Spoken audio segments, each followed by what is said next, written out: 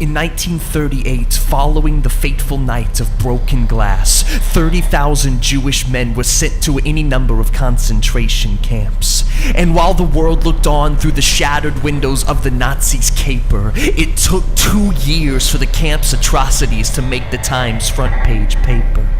Then later in 1942, the US State Department refused to release the Third Reich's intent to exterminate the Jews because, apparently, genocide isn't quite headline news.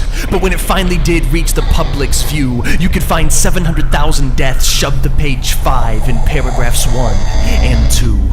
Compare this to 2009 when Nida Agal Sultan was shot at an Iranian election protest and died. A shaky cell phone video sent her last breaths worldwide, and she was trending on Twitter before the end of the night. Millions of views just 1 day later, and Iran's unjust election protest headlined every paper.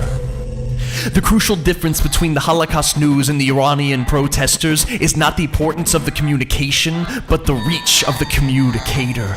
We are now frictionless neighbors, world news curators, cultural translators, censorship invaders, content creators. We are the printing press every second. We are citizen journalists, just look at past and current events. Peace and Liberty Square, protesters tweeted, and 30 years of corrupt power finally seceded in Egypt. The Libyan voiceless had their voices lifted as Facebook groups and YouTube views sent their dictator into refuge. The bloody summer in Kashmir, India sent residents into house arrest diaspora. But locked doors and excommunication can't stop the roar of connected social communication. Governments cannot stop us, censorship cannot block us, advertisers cannot co-opt us. No amount of money that they brought us could equal the richness this connection brought us. We form our own caucus, the mission, direction, and autonomy of the People's Party. There's nothing blocking these other than our own monotony.